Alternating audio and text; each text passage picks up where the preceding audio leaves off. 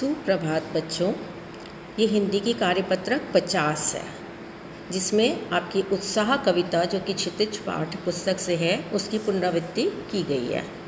इस पाठ में आपने पढ़ा था कि उत्साह एक आह्वान गीत है, पुकार का गीत है। इसके माध्यम से कवि ने बादल को बुलावा देते हुए बादल को जनाकांक्षा अर्थात लोगों की आकांक्षा पूरा करने वाला तथा विध्वंसक भी बताया है। बादल कविवर निराला का प्रिय विषय रहा है। प्रस्तुत कविता के माध्यम से कवि जीवन को व्यापक और समग्र दृष्टि से देखता है, बहुत बड़ा समझ करके देखता है, वो एक छोटा अंश नहीं देखता। कविता में ललित चेतना और क्रांति चेतना दोनों हैं, अर्थात कोमल स्वरों का भी प्रयोग किया गया है और क्रांति की भी पुकार है। इस कविता में कवि कह रहे हैं, आपको यहाँ पर पुनरावृत्ति में आप कविता पहले पढ़ चुके हो, सूर्यकांत त्रिपाठी जी की ये कविता है। और इस कविता में कवि ने हमें कुछ बातें बताई हैं बादलों से पुकार करते हुए, और उसी से संबंधित प्रश्न आपको दिए गए हैं। कवि बादल से फुहार रिमझिम या बरसने के स्थान पर गरजने के लिए क्यों कहता है?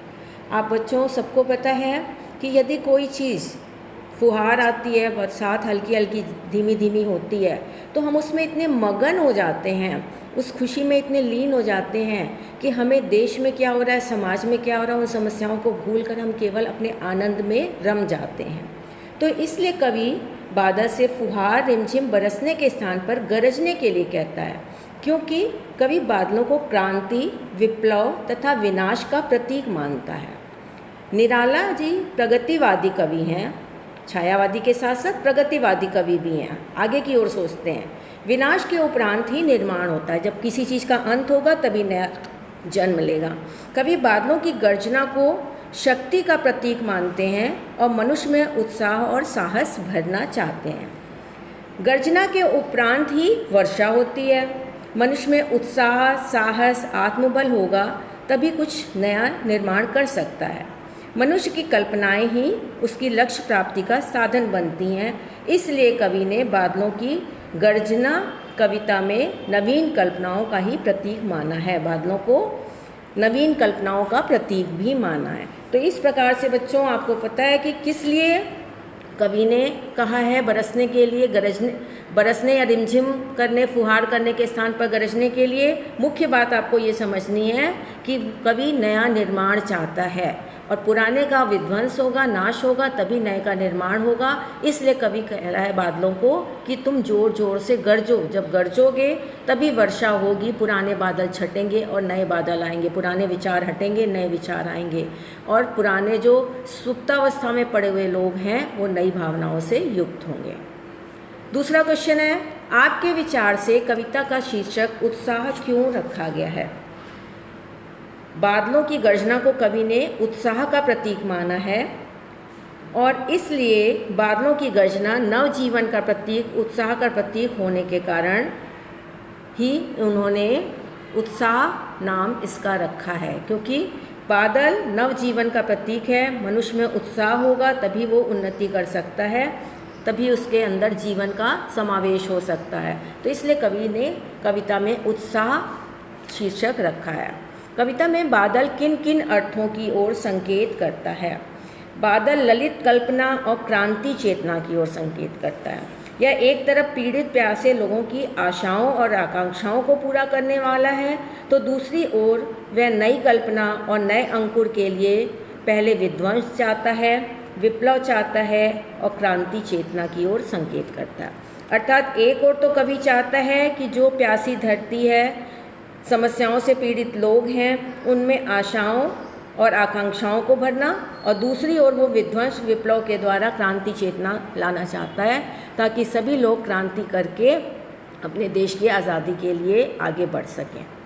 विकल विकल उन मन थे, उन मन विश्व के निदाक के सकल जन, आए अज्ञात दिशा से अनंत के घन, तप्त धरा जल से फिर शीतल कर दो। इसका भाव ये है कि सारी की सारी धरती क्या थी? व्याकुल थी। विकल मतलब व्याकुल थी। उन्मन मतलब अनमने से लोग थे। जब बहुत ज़्यादा गर्मी पड़ती है लोग परेशान होते हैं, व्याकुल होते हैं, किसी भी काम में मन नहीं लगता है। विश्व के निदाक के सकल जन, विश्व भर के, संसार भर के सारे, सकल मतलब सारे लोग, निदाग के सकल जन। निदाग का मतलब यहाँ पर क्या बनता है कि निदाग का मतलब है कि तपती हुई धरती। तो विश्व के सारे लोग जो हैं क्रांतियों से व्याकुल थे, अनमने से थे और उनके अंदर कवि नया स्वर भरना चाहता है।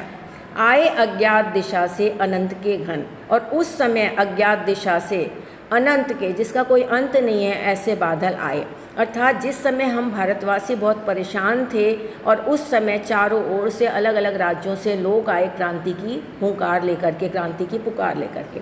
तप्त धरा जल से फिर शीतल कर दो, इस तपती हुई धरा को हे बादल फिर से शीतल कर दो। अर्थात ये धरा जो समस्याओं से घिरी हुई है, भारतवासी लोग जो समस्याओं से ग्रस्त हैं, उनके अंदर फिर से शीतलता ला दो, उनको फिर से अपना देश वापस दिला दो। जैसे बादल उमड़ घुमड़ कर बारिश करते हैं, वैसे कवि के अंतर मन में भी भावों के बादल उमड़ घुमड़ कर कविता के रूप में अभिव्यक्त होते हैं। ऐसे ही किसी प्राकृतिक सौंदर्य को देखकर अपने उमड़ते भावों को कविता में उतारिए।